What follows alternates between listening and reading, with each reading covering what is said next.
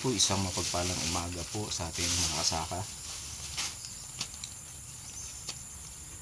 Sa video pong ito, magbabahagi po ako ng mga kaalaman patungkol po sa mga common issue o negative side nitong pagmamarkot or early, especially po nitong rambutan. Ang variety po ng ating rambutan na nandito ay itong rongring o tuklapan kung tawagin dito sa amin. Mayroon po akong isang puno ng ito po yung markot na rambutan. So kadalasan po pag markot, ang base na disclaimer lang po, ito ay base lamang sa aking karanasan sa pagtatanim ng ganitong fruit trees. Base po sa aking karanasan, ang pagmamarkot po ng rambutan, ang advantage po nito ay syempre, alam naman natin, pag markot, mabilis siyang mamunga. Kasi sa markot, sa experience ko, kahit katatanim mo lang ng markot ay pag season ng tagbunga ng rambutan ay namumunga, pwede siyang mamunga agad. Ang disadvantage naman ito ay kakaunti yung ugat niya, maliliit yung ugat niya,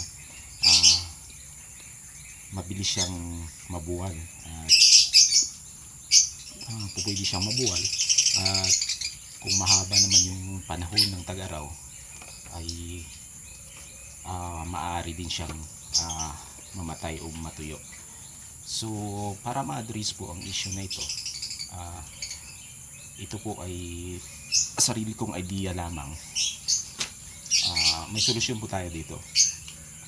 Ang gagawin po natin dito para tumibay siya pagdating ng tag-araw, hindi siya basta-basta mamatay, dadagdagan po natin yung kanyang rootstock. Paano pong paraan? Mayroon din po akong isang seedlings mula sa buto. Ito punla po ito mula sa buto ng rambutan. Ang gagawin po natin, gagawin natin double rootstock itong ating markot na rambutan. So ipagdidikit po natin ito sila para tumibay siya at dumami yung kanyang ugat. So ganito po, halika kayo, samahan nyo ako, kapakita ko sa inyo kung paano po ito gawin.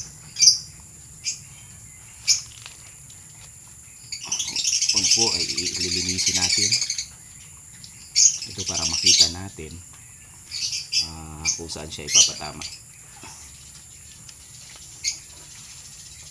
Galin natin yung mga sanga niya. So hanapan din natin siya kung saan maganda, madali. So para sa akin, dito ko siya ilalagay sa pag double rootstock po.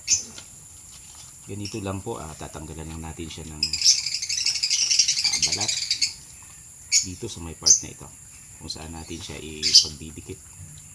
Ayan, mga 2 inches po sa akin haba nung parte na tinatanggalan ko ng balat para siguradong kumapit siya.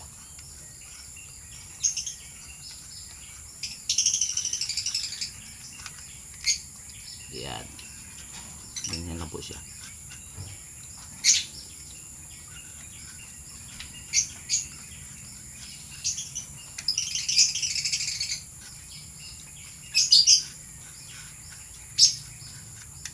So itong sa babang sanga hindi na po natin tatanggalin dahil matured naman ang sanga na ito. Galing siya sa proven tested na namumungang puno ng rambutan. So kahit nandito siya, pag lumaki siya, pwede rin siyang mamunga dito. Tapos tatapat lang natin yung kabila. Katulad ng ginawa natin sa kabila, tatanggalin din natin ang balat itong kabila. Ito ang ating punla na mula sa buto. Ganyan lang po, hindi man po matilan ito kapag gagawa ng double rootstock. Madali lang po ito.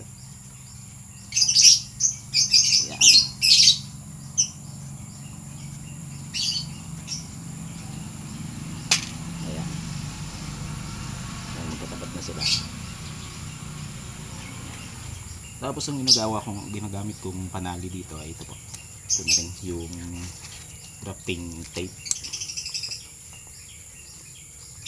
Talian lang natin siya. Para sigurado dumikit siya, kumapit.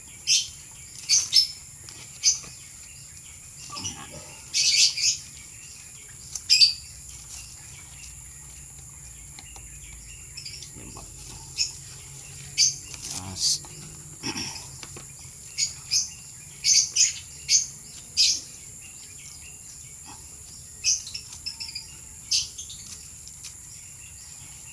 Tapos doble natin pababa para siguradong magkadikit sila.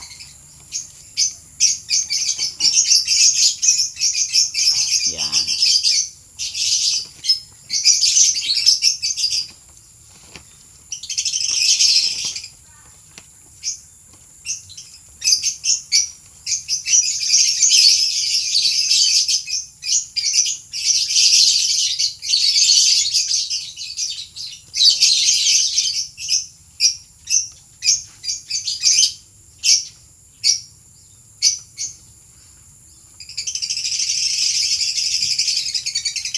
Yan. Tapos ang ginagawa ko dito ay binabawasan ko na rin ito ng mga tanga. Talbos na titira ko. Tapos after 1 month po, didikit na ito, mapapansin po natin, malalaman po natin pag nagdikit mo siya. Yung tali niya, nakikita natin mo sa malalang, parang lumaki na yung kanyang puno. Ito na po siya. Yan. Tapos mamaya ay pwede na natin siyang itanim. Diyan na natin tanim sa lupa. Okay po. Kung nagustuhan nyo aking video, pakihit na rin yung notification bell at yung ating subscribe button para lagi tayong updated sa ating mga bagong videos. Salamat po.